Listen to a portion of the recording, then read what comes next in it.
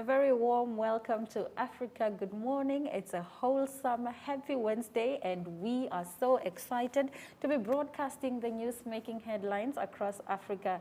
My name is Aina Raizakoyo, and alongside me is Ashwin Berry. Yes, and today is Cerebral Palsy Day. There are 17 million people across the world living with cerebral palsy. Another 350 million people are closely connected to a child or adult with CP. It is the most common physical disability in childhood. CP is a permanent disability that affects movement.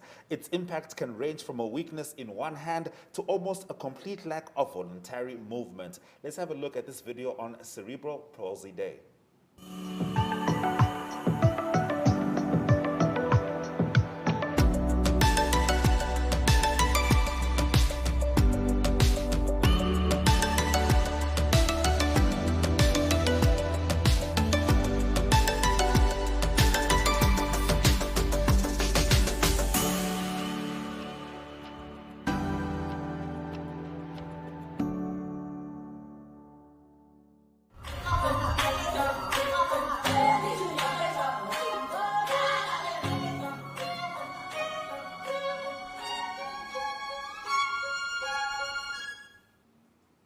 It is the 6th of October 2021, and here are the news-making headlines.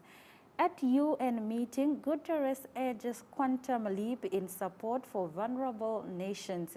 Recovery from the COVID-19 pandemic must be sustainable and inclusive, Secretary General Antonio Guterres said in remarks to a major UN trade conference which opened on Monday in Barbados, unveiling an urgent 4-point debt crisis action plan. We need to turn this around with a bold, sustainable, and inclusive global recovery, Mr. Guterres told the latest ministerial conference of the UN Trade and the Development Agency, UNCTAD. One that benefits the many rather than the few, one that delivers hope to the people and healing to our planet, and one that levels the playing field for all countries as they support their people during this extraordinary moment in history. His 4-point debt action plan calls for reallocating unused SDRs to vulnerable communities, including middle-income nations, and for the G20 wealthy economies to extend their debt suspension initiative established in May 2020 through next year. Mozambique president calls on insurgents to surrender after key militant killed. Mozambique President Filipe Nyusi urged Islamist militants in its far north to surrender on Monday, saying they had nowhere to run after allied Rwandan, Mozambican, and Southern African forces pushed them out of the territory they had been occupying. Nyusi's comments to mark Peace and National Reconciliation Day came a day after regional Southern African forces said they had killed a senior Islamist militant leader along with 18 other fighters in an offensive on 25 September. Awadi Ndajile, a religious leader instrumental in recruiting and indoctrinating members of the Alu Sunnah wal Jamaah, was killed on a militant's base in Nangande district of Cabo Delgado. The statement from the Southern Africa Development Community's mission in Mozambique said, using one of the names given to the country's militants. While Nyusi said it was likely that the leaders of the insurgency had fled, possibly even abroad, there was concern for those lower down the chain, especially if they had been forced to join their ranks. Sworn in for new term, Ethiopia's leader promises to fend off foreign pressure. Ethiopian Prime Minister Abiy Ahmed was sworn in for a new five-year term on Monday, telling a crowd of thousands he would protect the country from foreign interference amid global criticism over the war in the northern region of Tigray. His party scored a landslide victory in June's election, cementing his power domestically despite international concerns over his government's handling of conflict. After Parliament confirmed his appointment, about 30,000 and 40,000 people attended a public ceremony, usually in Ethiopia, in the capital of Addis Ababa. Abiy spoke from the dais covered in yellow carpet in the nearly refurbished Messacle Square, where brand new lights and stadium-style benches sit next to the crumbling museum dedicated to the murder and torture victims of the previous regime. In our next story, UN looks to address unprecedented catastrophic levels of food insecurity. The world currently faces unprecedented catastrophic levels of acute food insecurity, according to UN agencies, and around $6.6 billion is needed urgently to support 41 million in danger of sliding into famine. To ramp up support, the United Nations on Monday convened a high-level event calling for international action before it is too late. Close to 500,000 people are experiencing famine-like conditions in Ethiopia, Madagascar, South Sudan, and Yemen. In recent months, vulnerable populations in Burkina Faso and Nigeria have also been subjected to these same conditions. In addition, 41 million people worldwide face emergency levels of food insecurity, only one slip away from the edge of famine, representing a 50% increase in just 2 years. For Relief Chief Martin Griffiths, the situation is a result of a toxic mix of economic decline, climate change, COVID-19, and of course, most importantly, conflict driving this terrible scourge with women and girls, as always, left particularly vulnerable. Mr. Griffiths warned that it is time to redouble efforts and to show that the world can collectively rise to this challenge. There is time, not much, and we need it to happen, he said. Libya's foreign minister confirms the departure of some foreign fighters. Libya's foreign minister said on Sunday that some foreign fighters have left the country as the unity government seeks to marshal international help to withdraw the many who remain. The reports are correct. This is a very modest start, Najal Mogashau said at a news conference in Kuwait when asked whether some foreign fighters have been removed. Libya's warring sides, backed by regional power, remains entrenched with allied foreign mercenaries along front lines in defiance of ceasefire agreement. Any more significant withdrawals of foreign mercenaries has appeared far off amid arguments over the role of regional forces allied to each side and stumbles in effort to agree ground rules for the national election. There has been little peace or security in Libya since the 2011 NATO-backed uprising that ousted Muammar Gaddafi. The country split between warring eastern and western factions in 2014. Militants kill 14 soldiers, injure 7 in Burkina Faso attack. A large group of heavily armed militants killed 14 Burkina Faso soldiers and injured 7 others in a dawn attack in the north on Monday, the government said in a statement. No group has claimed responsibility for the attack on the military detachment, which took place near the town of Yougou in the center-north Sanamatenga province, an area overrun by jihadist insurgents linked to Al-Qaeda and Islamic State. Yougou was the scene of another militant ambush in June when at least 15 police officers were killed. Their unit had been visiting the town on a relief mission following a previous bout of militant violence. Attacks linked to Al-Qaeda and Islamic State have surged across Africa's Sahel region, killing thousands and displacing millions across Burkina Faso, Mali, and Niger. About 1.2 million people have been displaced by the violence in Burkina Faso alone. Pandora Papers exposes African leaders' offshore secrets. Kenya's President Uhuru Kenyatta and Ali Bongo of Gabon are among the African leaders named in the Pandora Papers investigation as hiding assets in offshore tax havens. The Pandora Papers are a massive trove of nearly 12 million confidential documents that were leaked to the International Consortium of Investigative Journalists. The text document exposed secretive offshore financial structures and trust in tax havens, thereby casting a light on shadowy financial tactics of worlds powerful, including those in Africa.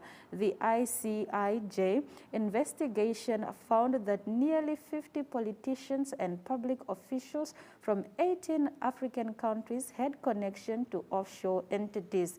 The most important include Uhuru Kenyatta, President of Kenya, Denis Nguesso, President of the Republic of Congo, Ali Bongo Ondimba, President of Gabon, Patrick Aki, Prime Minister of Ivory Coast, Jim Muhwezi, Security Minister of Uganda, and S. Alice, former Prime Minister of Mozambique. All right, now in our next story, Mozambique joint SADC military mission assessed in Pretoria. The Mozambican government and the Southern African Development Community on Tuesday in Pretoria, South Africa, will assess how the joint military mission in Cabo Delgado has been performing, the president of Mozambique, Filipe Nyusi, said on Monday. Invited by the troika of the body for cooperation in the areas of politics, defense and security of SADC, we will assess the commitment of the state force on alert, Southern Africa mission in Mozambique, SAMIM, in the 3 months initially planned about to end, he said. Since July, an offensive by government troops with the support of Rwanda, which was later joined by SADC, allowed for increased security, recovering several areas of Cabo Delgado where there were rebels, notably the town of Mocimboa da Praia, which had been occupied since August 2020. Joining forces from different countries, the mission serves a 6-point mandate focused on supporting the Mozambican state to make the province of Cabo Delgado safe and provide air, maritime, logistical, and military training support, the statement stated. The burning season, wildfires sweeping across South Africa and Namibia have left devastation in their wake. More than 2 million hectares of grazing land were burnt in fires across South Africa over the past year. In neighboring Namibia, more than half a million hectares were also lost. The wildfire destroyed infrastructure and killed livestock. The chairperson of the Northwest Umbrella Fire Protection Association, Eric Tabo, said losses at the heritage site could not be quantified and that the hidden cost is the loss to the environment and its tourism potential. There are massive job losses, destruction of livelihoods, food security for subsistence, and emerging farmers, tribal land, destruction of the environment and infrastructure. There are also the cost of combating the fire. Most of the fires are being extinguished and fought by unpaid volunteers going with their own team at their own cost to save lives of people they don't know in areas up to 200 kilometers from where they reside, he said. The new Intergovernmental Panel on Climate Change report warns that extreme weather events are likely to be more frequent as a result of global warming. The extreme weather events caused by the climate crisis are making their environment drier, and scientists predict that there will be more heat waves and longer periods of drought as temperatures increase, making the environment more susceptible to wildfires. Truly scary news, and if you're in Windhoek yesterday, you would have seen the fire in the periphery. All right, in our next story, long walk to gender equality in African university leadership. Women cannot break through the glass ceiling in ivory towers of learning, where the top jobs are still held in a vice-like grip by men at universities throughout South Africa and on the African continent. South Africa has only 6 women in the vice-chancellor's hot seat. In Kenya, out of 29 public universities, only 6 are led by women. According to Chioma Blaize Chikere, senior lecturer in the Faculty of Science at the University of Port Harcourt in Nigeria, the most populous country in Africa, the statistics concerning women varsity heads in her country are shocking and reflect a very unsettling truth. Now, according to Professor Mabel Imbunga, the chairperson of the Forum for Women Vice-Chancellors in Africa, alarmingly, out of 1,500 universities on the continent, only 40 are headed by women. Ahead of its major conference on the future of higher education this week, the chairperson of University South Africa, Professor Sibongile Mutwa, told the Sunday Independent that the tertiary sector's performance on gender has been poor. In terms of making sure that we walk the talk in respect of the leadership of the university, at least in terms of gender, I would argue that in terms of the racial composition of the leadership, at least the visible leadership of universities, it is quite diverse. But in terms of gender transformation, there is a lot of work that universities must do, Mutwa said. Drought devastated northern Kenya. 2 million Kenyans face a severe drought, with many at risk of starvation as crippling drought stalk northern countries. Already many domestic livestock and wild animals have succumbed to thirst and hunger. Kenya's arid northern counties of Garissa and Wajir faces severe drought, with nomadic pastoralists already losing many domestic stocks. Climate change and poor rainfall has been blamed. All right, in our next story, Cameroon CEW seeks an expert for the evaluation of the Ngong Mapubi forest. The Cameroon Environment Observatory is launching a call for applications for the recruitment of a consultant in integrated management effectiveness tool. The winner of this tender, whose deadline is 8 October 2021, will be responsible for carrying out the IMET assessment of the Ngong Mapubi and Dibang intercommunal forest in the central region of Cameroon. The results of this project should inform the decisions of local elected officials in the Nyonget Kele department in the central region of Cameroon in terms of development and management of the Ngong Mapubi and Dibang communal forest. This is the second time that the Ngong Mapubi and Dibang communal forest has undergone an IMET assessment. The first assessment was conducted in June 2020. That brings us to the end of our top stories here on Africa Good Morning. We have so much more important information coming straight to you right after the break.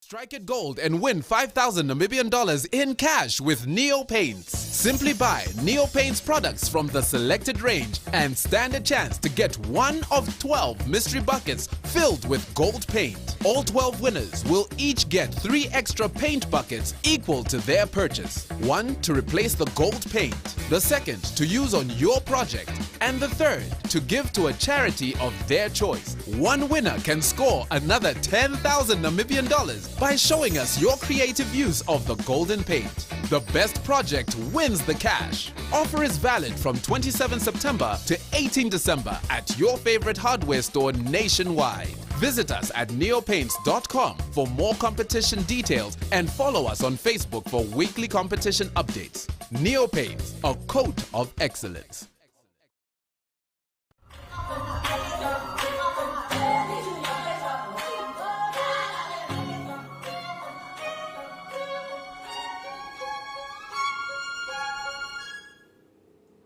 Now, a disability is any condition or impairment of the body or mind that makes it more difficult for the person with that condition to do certain activities and interact with the world around them. In a country where 5% of its population is disabled in some manner, Yolanda now takes a look at creating an inclusive environment. Her guest is Rachel Shiweda. Have a look.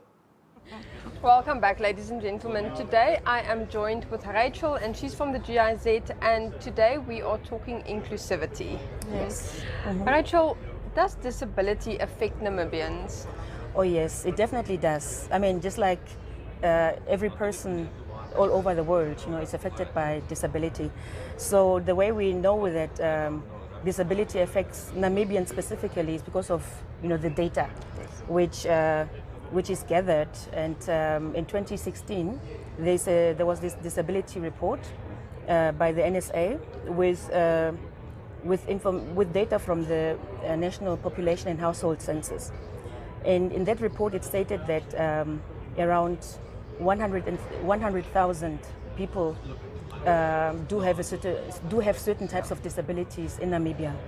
Wow. And from those 100,000, around 52,000 are women with disabilities. Sure. And 48,000 are men with disabilities.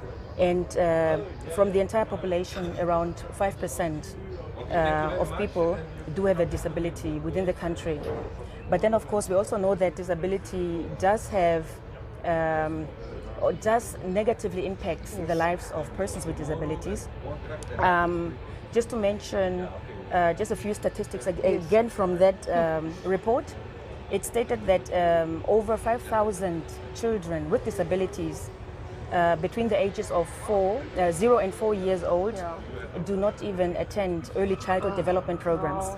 Yeah, and around, what was the other one? Yeah, 82% of persons with disabilities who live in the rural areas, mainly in the northern part of Namibia. They have not received any formal types of education, which of course negatively will impact their lives, because if you don't have a proper education, it will be difficult to really get proper employment, meaning that you are already at a lower scale, you will face definitely poverty. And also around 0.4% of persons with disabilities have employment in Namibia, formal employment. Sure. Only 0.4% formal employment. And the thing is, we have to start at the ground level. We have to start with early childhood development. Because if you don't start there, you're never going to catch up. On that note, what can businesses do to make sure that just entering their premises are more accessible? Businesses, especially those who cater towards the public sphere, definitely they need to make sure that their infrastructure is accessible to persons with disabilities. But then, of course, if we speak about infrastructure, because I know that from government side, in the past there was not a standard, to make sure that all buildings follow a certain type of physical accessibility. However, there is a standard in process which is being developed by the NDCN, National Disability Council of Namibia, and they, in collaboration with various stakeholders, they are busy putting that standard together. So the business, a sector, they can be part of that. They should not feel excluded, because if they cater, if they provide certain types of services to the general public, they should definitely have an interest also to ensure that their infrastructure is accessible. So they should also definitely be part of the standard development. And what was the other one? There are so many, there's so many things which businesses can actually really do, but the main thing really is to ensure that their businesses, their services are inclusive to people with disabilities. What does the business culture look like in terms of employing people with disability? I don't even just want to go into the business culture, but even if we look at public, from the public side, government, it's the employment status is, for people with disabilities is very low. Very, very low. Whether we look at the entrance level, middle, positions, and higher senior positions, you hardly find, persons with disabilities at those levels even employed. What I do see when I go to public buildings, institutions, I do see that government, yes, they're trying to employ persons with disabilities, but then mainly these lower level employment, cleaning, gardening, and inside cleaning and so forth. So there's definitely room for improvement, not just in terms of employing people, but also in how, their business model, how they're going to approach it. Are they putting certain policies in place? Are they really ensuring that, if they find a certain individual with a disability, are they willing to invest in that person, with training, with additional education, so that they can then also can move up. Not only this 100,000 not contributing to the economy, but those businesses. If they really consider leaving, if they don't even cater, towards certain needs of persons with disabilities, they're even losing out of making a profit. Because I remember that certain businesses who are more conscious about inclusivity, they argue that when they actually cater towards persons with disability, Yeah, it's not only good for their business, it's not only good for the employees within their enterprises, but it also, of course, contributes towards them making a profit. Yeah? Exactly. So, yeah, because they should also have their businesses targeting persons with disabilities. If you see that there's a niche, how can we serve them? Yeah, why not providing that niche? But yeah, I wanted to get to that. With regard to stigma, yes, there is definitely still a stigma with regard to disability. When we look at the languages that people are using, especially with us, our local vernacular languages, we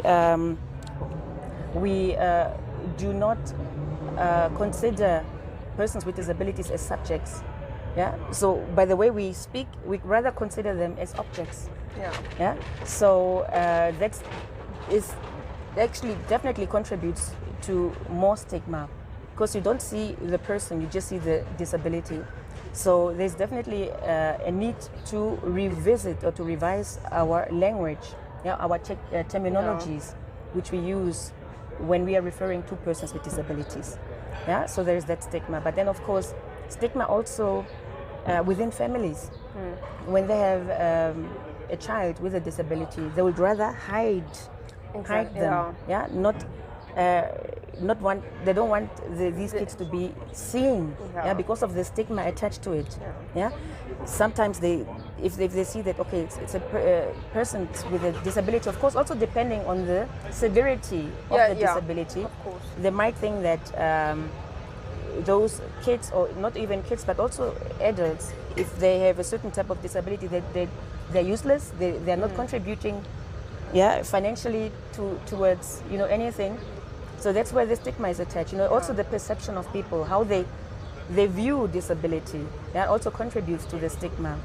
Yeah, so and also because of all this stigma attached to disability, also, and at the end of the day, when people are looking for employment, they're also employers. They're also not very keen on employing persons with disabilities, because they might think, oh, okay, if our establishment doesn't have a ramp, for instance, if we employ this person who's using a wheelchair, we have to build a ramp. Yeah. And they think, because they've never been confronted by disability or by the topic, they might think that it's so expensive. However, if they would just do a little bit of research, it's not expensive at all. Okay, Rachel, thank you so much for your time and sharing this information that is needed to be known and raising awareness on this topic. No, thank you very much for having me. It's always a pleasure to talk about this important topic. Ladies and gentlemen, we will be back shortly.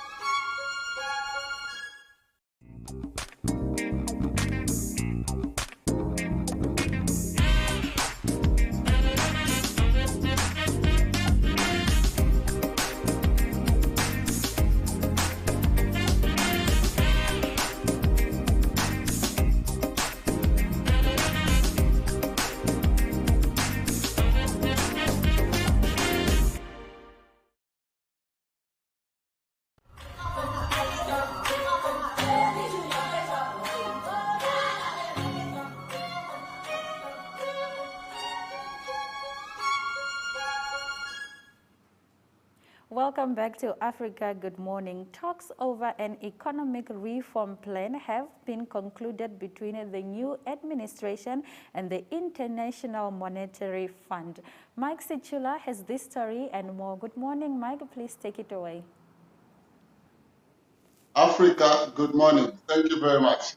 Yes, the Minister of Finance, Dr. Ndeko Musokotwane, yesterday updated the nation regarding the talks between the IMF and the new administration because Zambia has been seeking an IMF bailout package for the last 5 or so.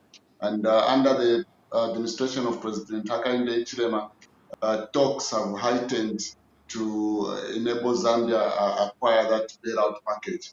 So when he went to the United Nations for the 76th General Assembly, upon his return, the minister did indicate that his government was going to engage the IMF who came into the country towards the end of last month, and they did hold discussions surrounding economic reforms as well as the 2022 midterm plan. So what is happening is that now they have concluded those discussions, and it is expected that in the national budget, probably the talks that they have held with the IMF will be reflected. However, further details have not been provided as to whether the IMF has agreed to give Zambia a grant, and a grant of how much. Then just later, yesterday again, the Minister of Finance did tell Parliament that Zambia's external debt stands at over 14 billion United States dollars, which is almost a jump of about 2 billion from the administration. Anything could have happened between then and now. All right, now in 2016, we had the Panama Papers, which exposed how the super rich have been hiding their wealth and escaping tax. Now, the sequel of that has been the Pandora Papers. A former senior government official in Zambia, appearing in the Pandora leaks, has condemned the papers, saying that he does not have a bank account in Dubai at the United Arab Emirates. Could you please get into this? Yes, Mr. Charles Sipanji is one of those that is appearing, and his story has hit headlines in local media, and he has since come out to say he does not hold a bank account in Dubai, neither does he own an airport, Mansa Airport, as well as a mining license. That's him in the picture. He has held senior government positions. He was permanent secretary for Lusaka. He was also permanent secretary, Minister of Transport and Communication under the previous administration. He also served as permanent secretary for Northern Province. So he has denied whatever thing that the papers have written about him, of him having owned a mining license, but he says he holds exploration licenses. Then he also says he does not he's not a billionaire, in short. That's what he said. Because also the paper did say that he had gone to Livingstone, which he said he does not think that is an issue for him to go to Livingstone as a tourist, a local tourist. So he's more or less like just disowned the entire publication against him, and he's saying he's going to engage his lawyers to see how this matter can be resolved in his favor, probably. All right, now moving on, the Copper Queens have booked a place in the semi-finals of the regional COSAFA tournament taking place in South Africa. Please tell us more. Yes, the team has been in South Africa for the last week, and they have so far matches, scoring 9 goals. The first beat Namibia, the first Eswatini 5-0, went on to beat Namibia 3-0, and yesterday they beat the Uganda by 1 goal to 0 to qualify to the semi-finals. And in the semi-finals, they're going to face another East African nation, Tanzania. The last time the COSAFA women's team participated at this tournament was in 2019. They came out second. So this time the technical team is looking to cement the trophy by bringing it back home as a good outing at this regional tournament. So that's a good news for women football, which has more or less like come a little bit down in the last number of years. All right, now in your last story, we are talking big money and I suppose big love. Why? Because in Victoria Falls this past weekend, the shared Victoria Falls, we must emphasize that, shared by Zambia and Zimbabwe. In Victoria Falls, a Russian couple spent £3 million on their wedding. For Namibians watching, that's just over 61 million. Tell us about that. Yes, this is one of the highly expensive weddings that has taken place at the Loyal Livingstone Hotel, which is a very classy hotel in Livingstone. and this wedding was befitting the hotel itself. The couple, Maria, has aged, is a billionaire, self-made billionaire, and Joanne, the husband, is an entrepreneur, aged 83. They held their wedding at in Livingstone. Most of the people that participated in this Livingstone were flown to the tourist capital using private jets, and the total amount that has been disclosed to the media is 6.8 million kwacha, which in pound terms is over 3 million pounds. So it's one of the biggest weddings, and it has made headlines worldwide, putting the shared Victoria Falls, like as we say, on the world map. And I'm sure a number of tourists from all over the world are going Yes, to probably flock to Livingstone and have their wedding as well, to beat the absolutely. 3 million pounds that have been said by the Russian couple. Indeed, I can't wait till you're talking about the shared football strikers from Zambia with Zimbabwe, but that's another conversation. Thank you, Mike, for bringing us the news from Zambia. Africa, good morning. Do have a blessed week to you too. Thank you. All right. Now, in the previous story, they mentioned the lady is a billionaire, and something billionaires are known to do is they chase summer. They don't have to experience winter. They just fly to where summer is. You know? Maybe you want to do that, but if you can't afford to, just figure out what the weather forecast is in your area up next.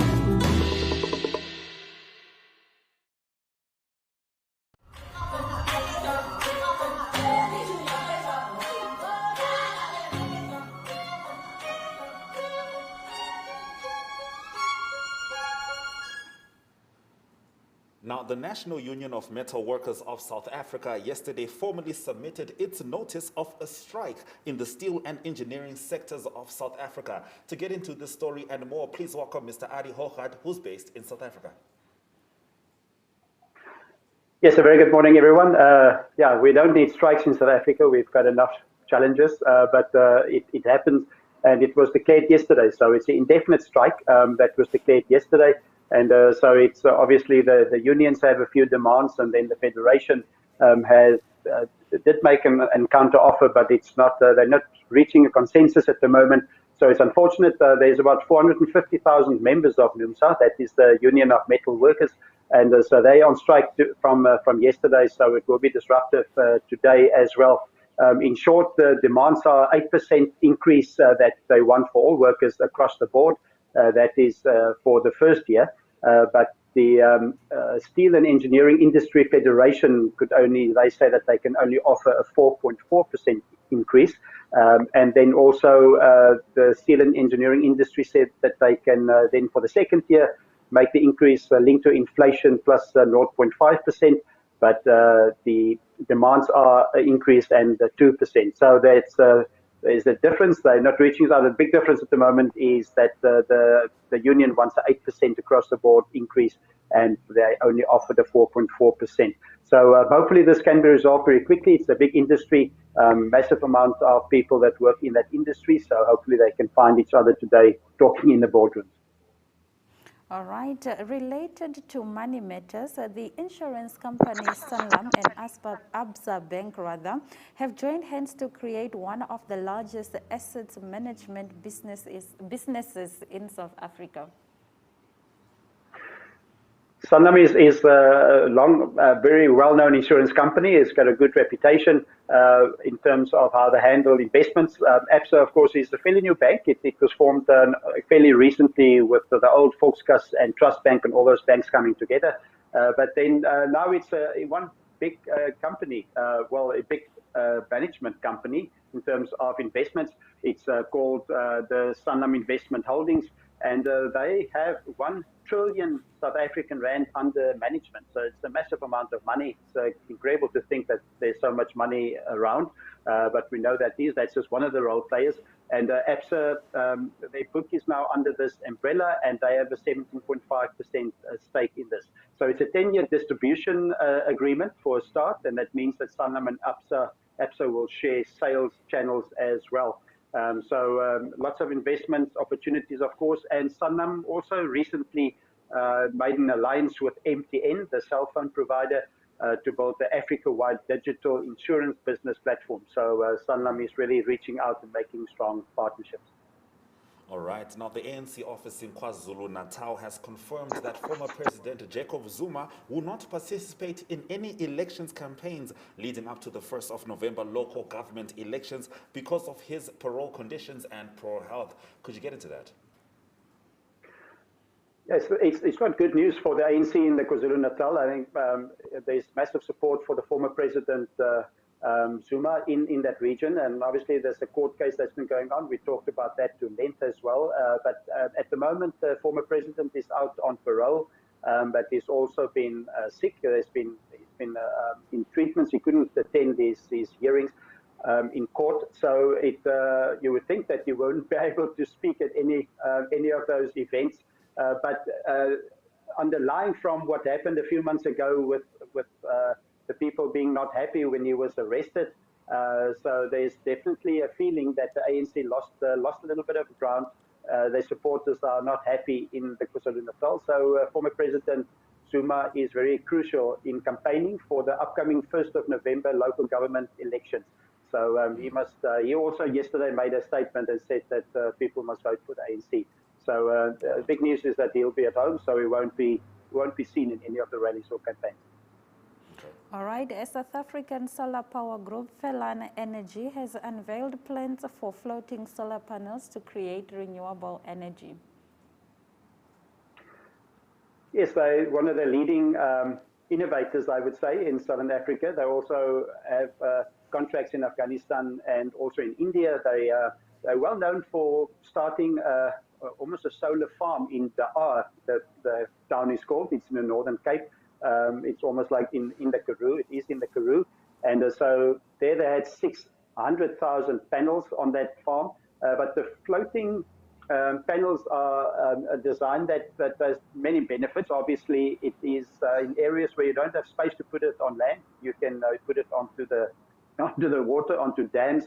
And it's also being tested into the ocean if the ocean is not, if there's protected areas, but mostly onto dams. So at the moment, they plan to provide 1 million of these solar panels by 2022, by the end of next year, and 5 million by 2025. So lots of momentum to get all those floating sun panels in. And obviously, it's easier space-wise, but it's also optimal cooling system. Quite the initiative indeed. Now, in our feel-good story, the High Court in Umtata in Eastern Cape, have instructed the local municipality to supply the residents of villages in Sentane with access to sufficient water. Could you briefly get into that, please? Yes, just the good news there is there's water's on the way. There's been a 5-year drought. They've been walking 1 hour to 5 hours to a river to get water. The court said no, they've had enough. They instructed the municipality they must get the water infrastructure for those people. So it's very good news. They must get that plan to the court by the 22nd of October. So good news for that community. There's water on the way. They don't need to walk that long distances anymore. So that's a good news story this morning. All right. Thank you very much, Ari, for bringing us the news from South Africa. Pleasure. Have a great day, everyone. Bye-bye. All right. This is Still Africa. Good morning, bringing you the news as you need it. After the break, economic news.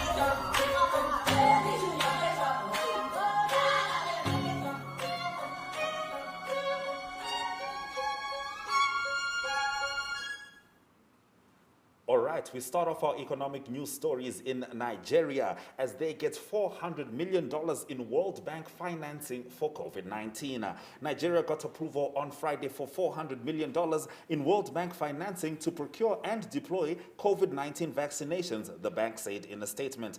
The World Bank Board of Directors signed off on the financing provided via the International Development Association, which it said would enable Africa's most populous nation to purchase COVID-19 vaccines for 40 million people, some 18% of its population, and support vaccine deployment to 110 million people. Nigeria has administered some 5 million vaccine doses to its 200 million citizens and is in the midst of deploying millions more doses of Moderna and AstraZeneca shots received through the COVAX scheme aimed at providing vaccines to developing countries.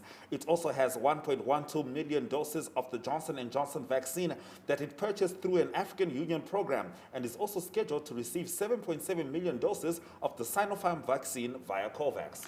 Global airline industries sees 201 billion in COVID-related losses. Airline losses from the coronavirus pandemic are set to surpass 200 billion as travel curbs weigh on corporate and long-haul demand well into 2022, according to the industry main lobby. Carriers are poised to post a collective deficit of 11.6 billion next year, the International Air Transport Association said Monday in Boston at its annual meeting. The trade body also increased its loss estimate for this year and revised upward the shortfall for 2020. A combined 201 billion in net losses over the pandemic-blighted period eclipses close to 9 years of industry earning based on IATA figures. While domestic and regional travel have begun to rebound, there has been little recovery in the global spending business route, so crucial to many carriers.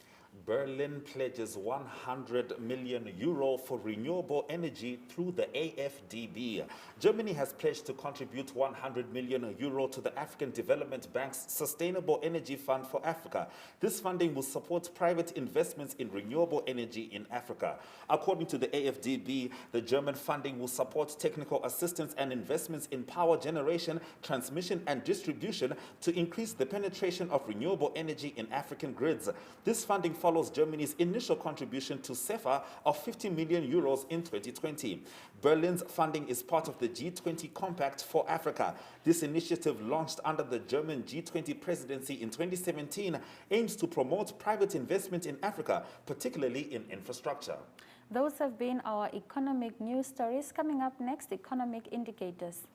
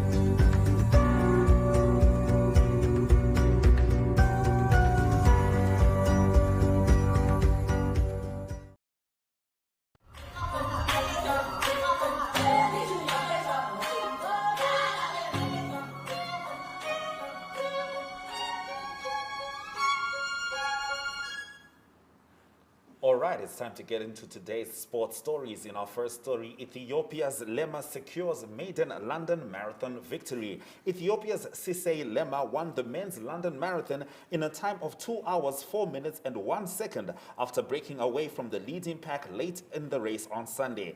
In cool and dry conditions, Lema improved on his podium finish last year to surge ahead and seize victory, bouncing back after failing to finish the Olympic marathon in Japan.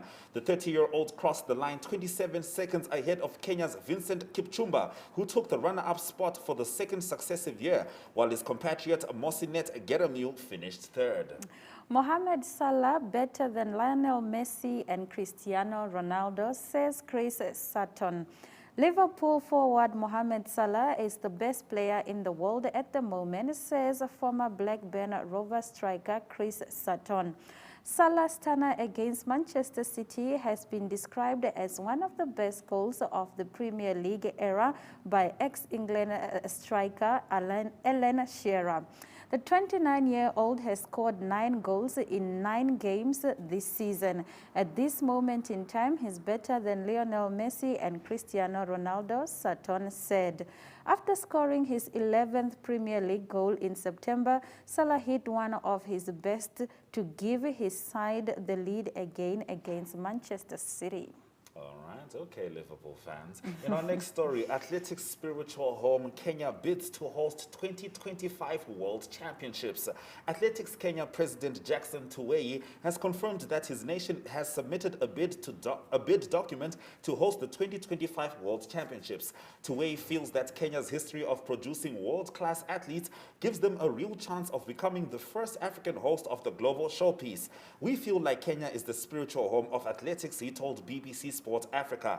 He also believes that Kenya's experience of hosting both the Under-20 World Athletics Championships earlier this year and the Under-18 version in 2017 sets them in a good stead. World Athletics, the sport's global governing body, is set to visit the bidding cities in early 2022 and could announce the hosts in March. In our next story, Domenicali says a third of F1 races could be sprint format. Formula One will have a record of 23 races next year. A third of them could be in the sprint format trialed this year, the sports chief executive Stefano Domenicali said on Monday. The format has been used at Silverstone and Monza this year, with Brazil Interlagos to come and feature qualifying on Friday for a Saturday 100-kilometer race, then decide the starting grid for Sunday.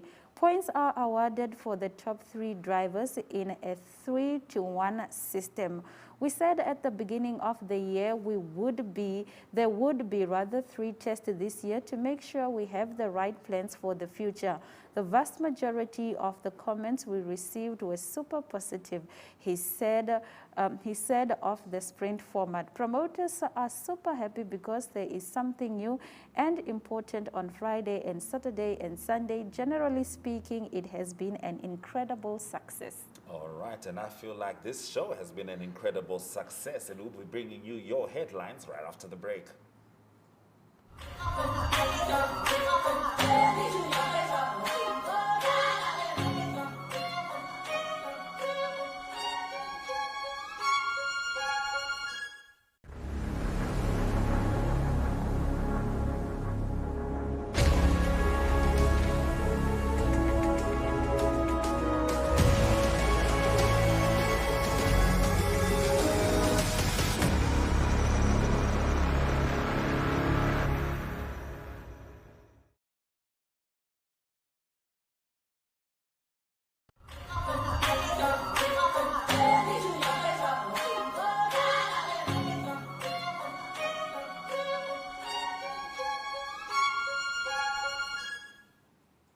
Africa Good Morning has been streaming live from 7 a.m., bringing you all the news and current affairs from the SADC region and beyond. Now, if you missed our top stories at the top of the hour, or if you need a recap, worry not. Here are the headlines. At UN trade meeting, Guterres urges quantum leap in support for vulnerable nations. Mozambique president calls on insurgents to surrender after key militant killed. Sworn in for new term, Ethiopia leader promises to fend off foreign pressure. UN looks to address unprecedented catastrophic levels of food insecurity. Nigeria gets $400 million in World Bank financing for COVID-19. And in sport, Ethiopia's Lema secures maiden London Marathon victory. Those have been our stories. We thank you very much for joining us on the Wednesday edition of Africa Good Morning. We encourage you to please visit our website. It's called OneUp2. We also welcome your remarks regarding this show. You can email them to us. Our email is agm_2cents@nmh.com.na. We are also on Facebook and Twitter, and that's at Africa Good Morning. Play your part. We are still in the middle of the pandemic, and on that note, is all our love, all our light. Until tomorrow, Swera Shokanaka.